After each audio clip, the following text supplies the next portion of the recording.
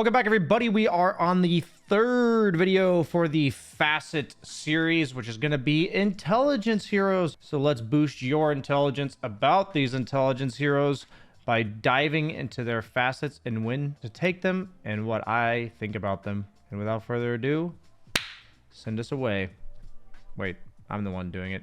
Take us away, BSJ. First and foremost, we have ourselves Ancient Apparition. His two facets, they first off made his innate ability all about all of his abilities applying these death rhyme stacks. So that is important in regards to the facets.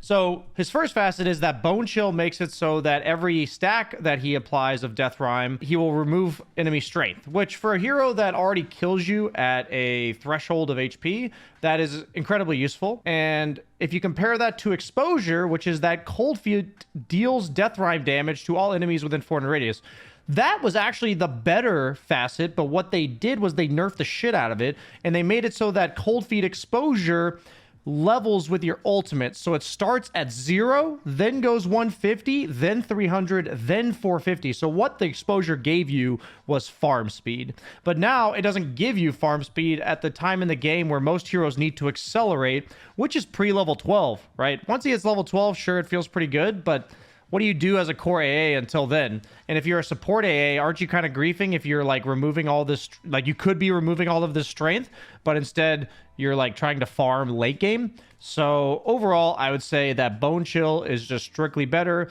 for support and probably better for core because the exposure got nerfed into the ground. Next up on the int list, we have Crystal Maiden, which Frozen Expanse increases Crystal Maiden's cast range and provides AoE bonus. Honestly, just a really nice facet. When Crystal Maiden originally came out during 7.36, I mean, her facets came out, this actually gave it to her entire team.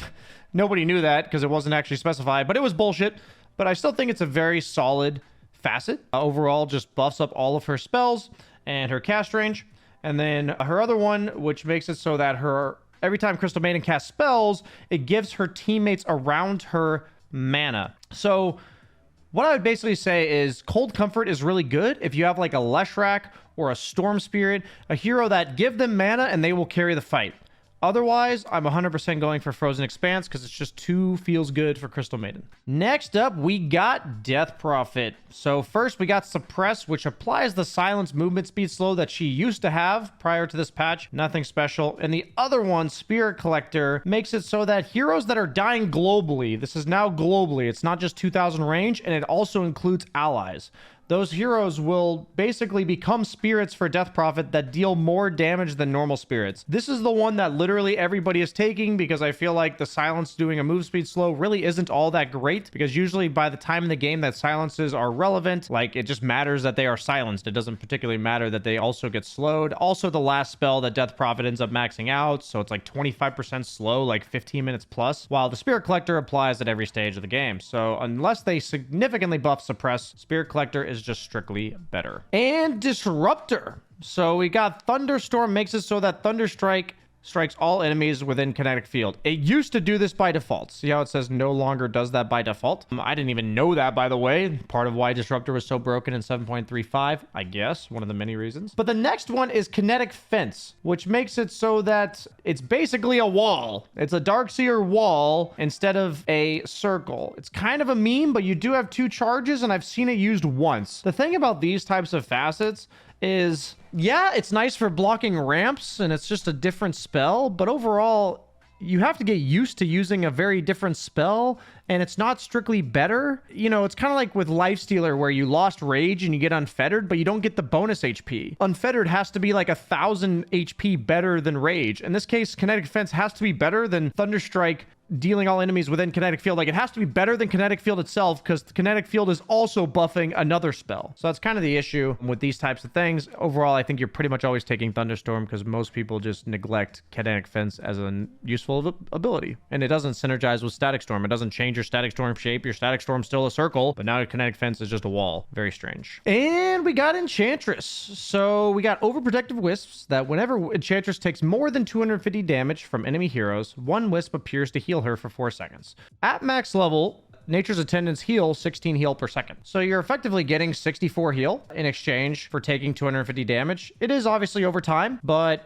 it effectively negates a fourth of the damage as long as you're surviving. Pretty nice overall. Could also heal allies too, but in theory, it's mostly going to be for you. And then Spellbound. Enchantress gains additional attack range when attacking enchanted enemy heroes. And then it also increases the cast range of enchants. I personally have not really paid close attention to, because there's just not very many enchantresses in my games. But I would say that support would almost always want to take over Protective Wisps. And core probably, because Enchantress is all about surviving burst and like sustaining through that, like you not being able to finish her off. So I think the fact that this one is just more applicable more often, I would almost certainly take this one. As like additional attack range is nice, but people can dispel enchant, which means they're no longer getting hit from further range.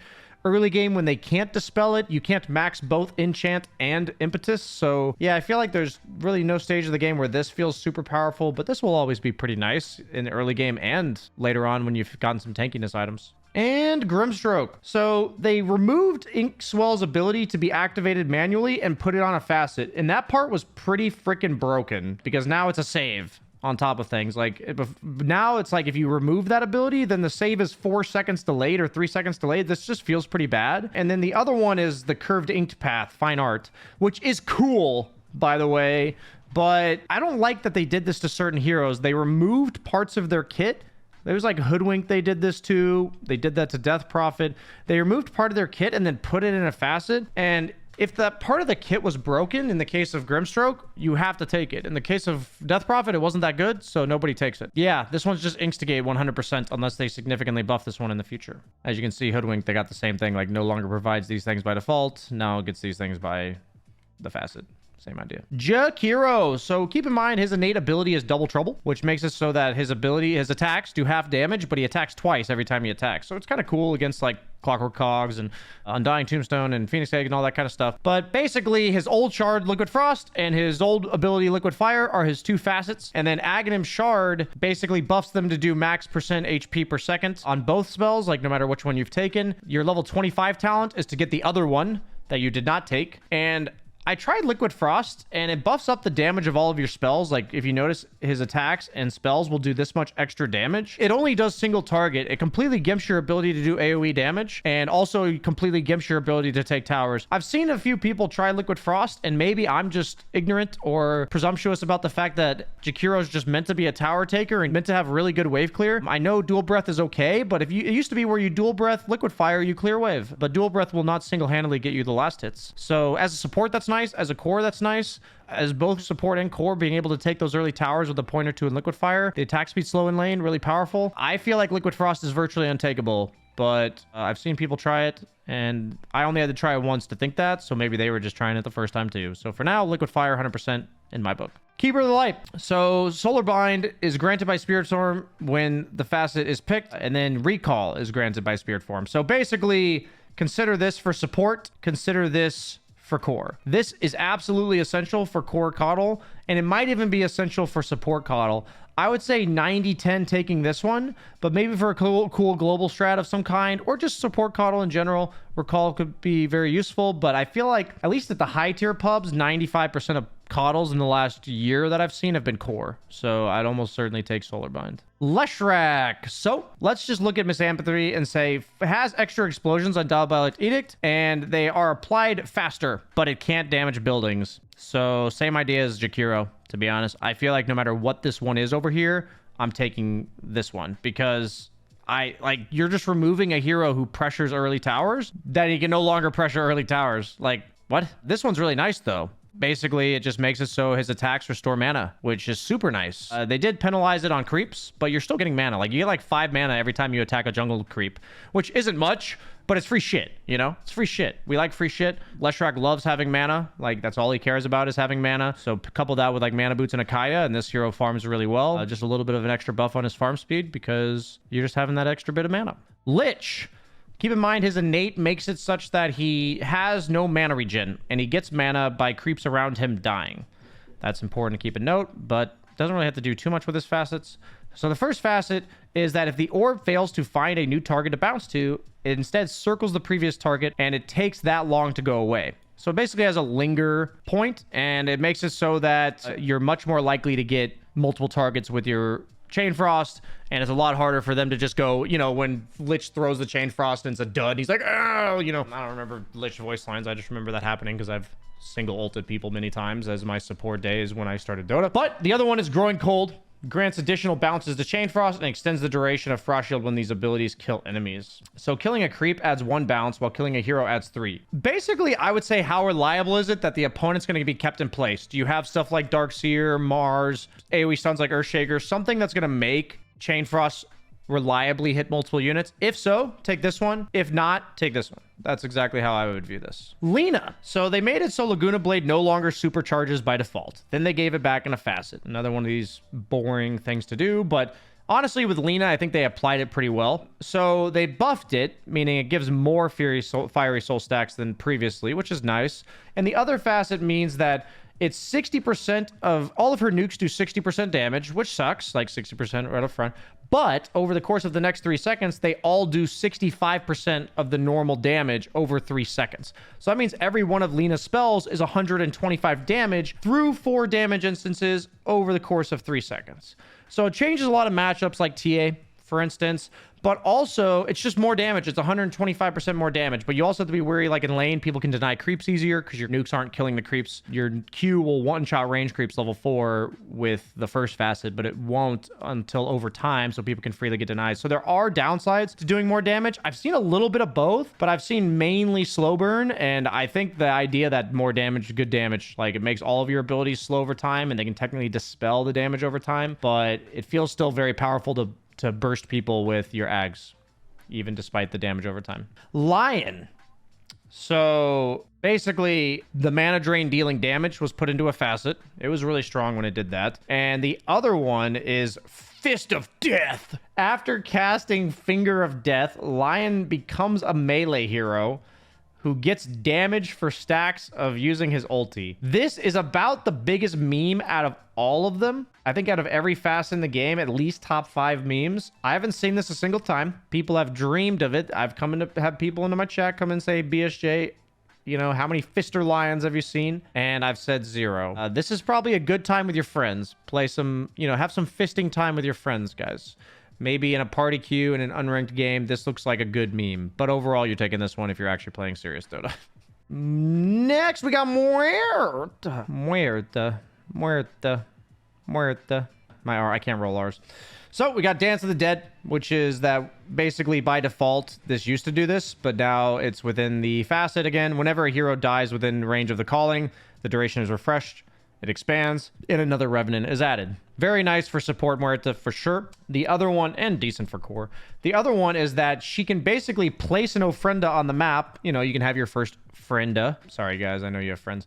Basically, what happens is she respawns there instead of at base. If she so chooses, she can destroy it at any time. So it's nice, saves the TP, saves you time when you're pushing base late game, gives you ability to buy back and connect to fights. I would say overall, I've seen more Dance of the Dead on support and Ofrenda on cores, but I'm also not a super Muerta specialist. I would just say that Ofrenda seems really nice as like a quality of life thing. And then I'd say for calling it largely, it's kind of similar to Lich, where it's like, how likely is it for your team to keep them within the calling? And how, like, are their heroes mobile and just jumping out of it? BKB heroes like Lifestealer that are just going to walk out of it.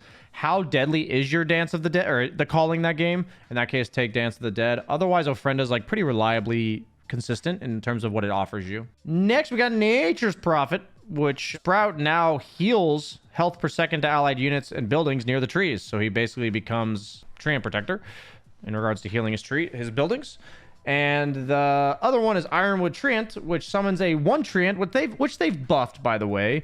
1 massive Treant instead of a bunch of Treants. And the Treant multiplier that he gets from Spirit of the Forest is 3. So basically, this is changing your Treants to technically being siege wagons that die really fast to towers, but also kill towers really fast. But they get like 4-shotted by towers. Let's keep in mind they like die almost instantly, even though it's like over 1,000 HP. So I would just say overall that support natures would probably take Soothing Saplings, and core natures, I haven't seen that in a really long time, but I would still lean towards taking Soothing Saplings because even just healing yourself within the Sprout is nice early game. as well as while you're jungling and stuff like this. So I just feel like this one's overall more reliable, and you're effectively like giving up some part of a skill to swap another skill, kind of similar to what we talked about earlier. It's like you're getting a new version of trance but losing a bonus over here. So this one has to be this bonus better than the other version of it, which I just don't think it is, if you guys followed me there. Next, we got Necrophos. So they have nerfed Sadist, Profane Proficiency to only be 40. Pretty much the better one, though. Let's be honest. You like a lot of girth on all of your AoE spells. It applies on everything. Radiance, his passive, with the Ags, everything. And also the radius heal of his Q. Super relevant. You pretty much always have stacks when you're farming. While the other one is that you gain movement speed based on the speed lost of enemy heroes. It gives you like... It's like you're slowing them by 40% with the talent. Then you're getting 25% of that. So it's 10% of their movement speed for everyone you're slowing only during the active of Ghost Shroud.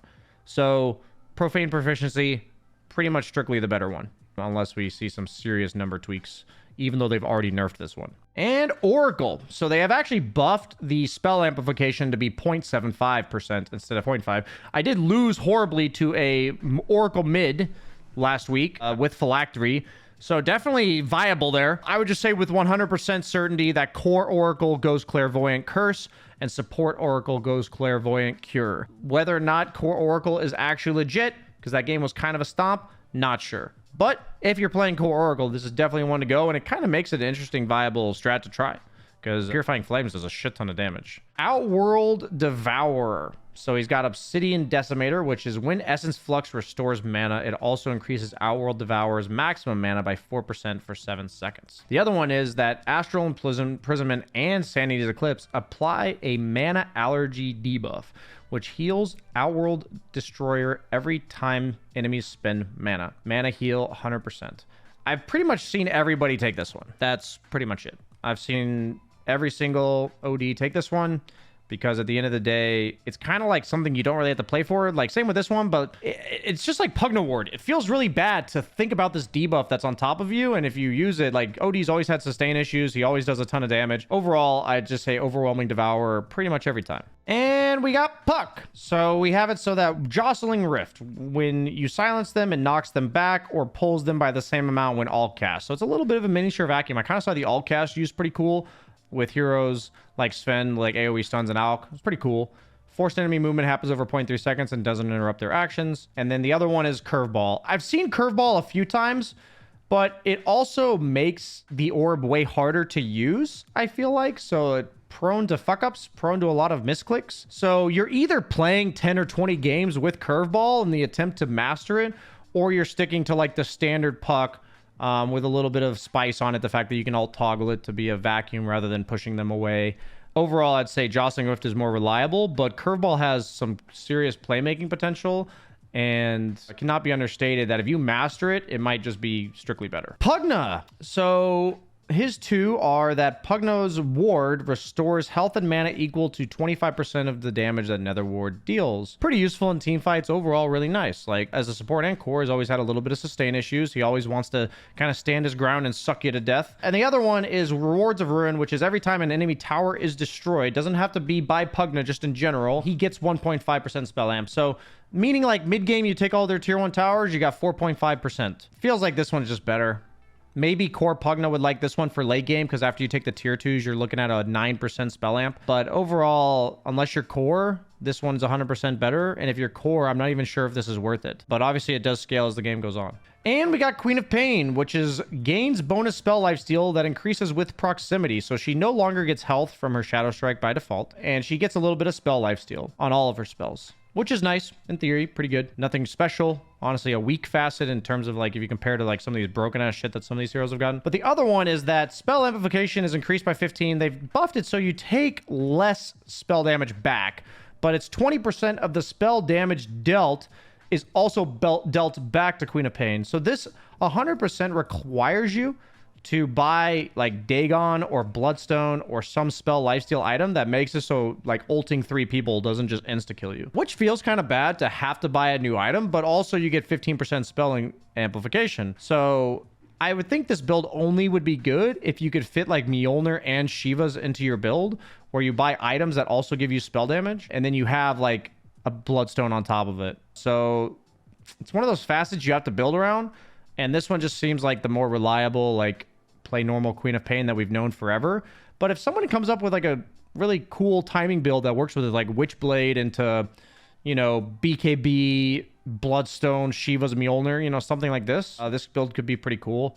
But I haven't seen any co-op this patch. So until we see this hero get buffed up in any meaningful way, we're gonna have to just keep an eye out for what facet gets more love. And Rubick. So Frugal Filch actually got buffed to be 40%, 50%, 60%, and it only works once you level your ultimate. So it did get buffed a little bit, which is nice mana cost, especially if you're looking at heroes like Warlock, Enigma on the enemy team with these massive mana costing spells, Chronosphere from Void, all that kind of stuff. The other one is that every time Rubick casts a spell, he gains 25 AoE spell radius amplification for 20 seconds. Multiple instances of the spell, of this buff, stack independently. I would really just come down to what spells you're stealing that game. Like, do they need more AoE or do they need mana cost reduction?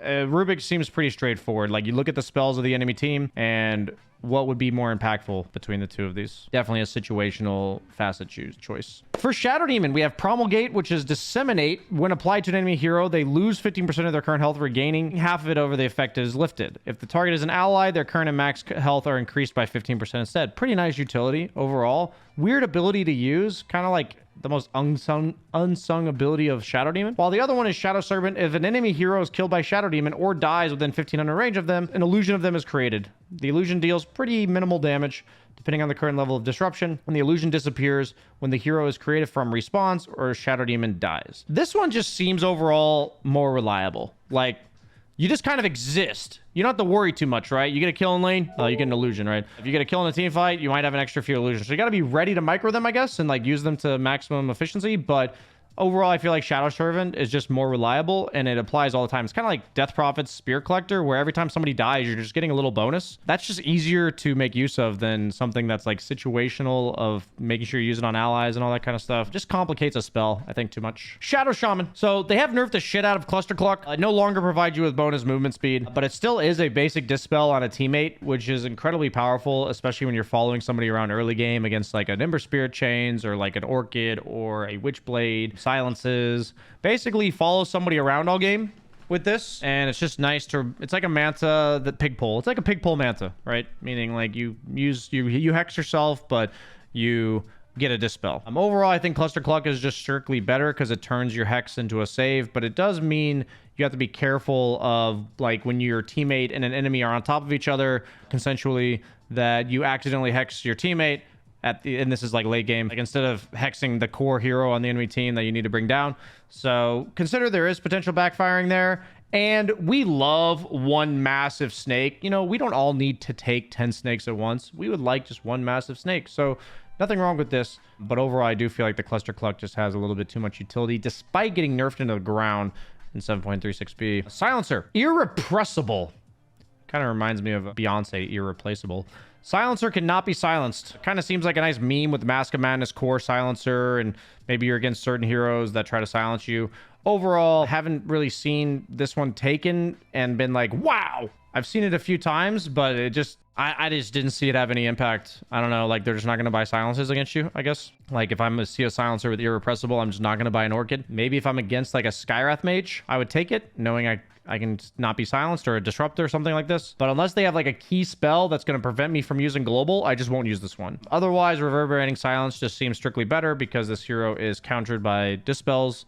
Most heroes only have one instead of two. So especially very powerful there. But I'd say there are situations against certain matchups where you would want Irreplaceable.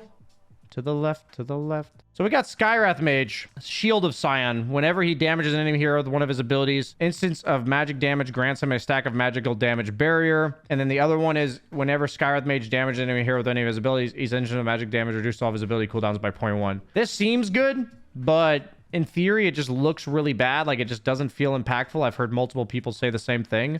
So I would lean towards Shield of Scion, but this one might get, I feel like I'm feeling towards a buff. By the time you guys watch this one, Staff of Scion's gonna have been buffed, but overall, I don't feel like Skywrath Mage has cooldown issues. He has survivability issues. A lot of his abilities are super low cooldown already, and it's hard to press all your buttons that fast anyway. So I'd go more towards Shield of Scion. And Storm Spirit. So let's just make this short and sweet. Static slide is broken. Just try it out. It lets your remnant go ahead of you. It makes it a little bit different to cast it, but positioning wise in lane and jungling, like jungling a stack, you no longer have to walk into the middle of the stack and tank like 5 hits in order to use your remnant effectively. So it saves you a bunch of HP in lane, saves you HP when you're farming, more reliably hits people with pull when you have your remnants. It's just better. And Tinker. You have support Tinker and core Tinker. Cool. I don't want to spend any more time talking about Tinker. And we got Warlock, Champion of Goroth. Permanently immolation damage per second is increased by Warlock's current health and mana regen. This has been some good memes, like the 5-heart Sanj and Yasha Warlock and his immolation's like 1,000 damage per second. It's really funny. I don't know if it's actually good. It makes your golem also larger the more regen you have, so it creates a massive fucking golem if you want to... It's good memes. I'm not sure how good it actually is, but it's good memes. Black Grimoire is grants the neutral item. Hero kills and assists infuse the Grimoire with charges. This item can be used in either neutral or regular item slots and cannot be put in the backpack or drop. Can be consumed to grant 250 experience per charge. For that, press right click on the item and select consume. Black Grimoire starts with 1 charge and is on cooldown for Blaze It. I would say overall, I'm leaning towards Champion of Goroth. Like, I actually never read this one. Seems okay. Like, you're going to get a burst of XP at some point, kind of like a single wisdom rune. But even if you're just healing yourself, like, this will do more damage. And your golems are like the hero. Like, the actual hero itself is... The damage is done by the golem. So I'm leaning towards this one. But, you know, Black Grimoire kind of reminds me of Death Note. And that's good lore. And we got Witch Doctor. So for now, there's not too much to say. Cleft Death sucks. Needs to get buffed if it's going to be any good. Headhunter is the kind of default, like, this would be nice for a support. It was the one people would generally be taking. But what happened was in 7.36 letter patches, they buffed the ever-living shit out of Voodoo Festeration such that it now heals Witch Doctor for half. So Witch Doctor is currently, as I made this video, the most broken support in all of Dota because his Voodoo Festeration is 700 radius, which is more radius than most heroes' attack range, and it's a 45 health swing. You heal for 15 and deal 30, technically to multiple heroes if you'd like, and it kills creeps for 8 mana per second. So unless they fix that, I think after that, it would still be Headhunter, and unless they significantly buffed Cleft Death. And we got Zeus. So Divine Rampage is cool and all, like staggering the ulti, but against high-level Dota, people can like smoke in reaction, they can pipe in reaction. It feels kind of bad. So overall, I think Livewire is just better and more reliable, and Divine Rampage has like... It's only good if you kill somebody with your ulti. So, like, you have to really play around it, while Livewire is just an overall buff. So, I would go Livewire pretty much every single time, but I have seen people fiddle with Divine Rampage, but I think that's just because they think it sounds cool, but it's not actually good. So, we are going to go ahead and wrap up this video. Thank you so much for watching, guys. Stay tuned for the Universal Facets, as that will be the end of the series. And also stay tuned for more meta updates and keeping you guys in the know about all things Dota, strategy, and memes and girth related. Thanks for watching, guys. Like, comment, subscribe. See you next time.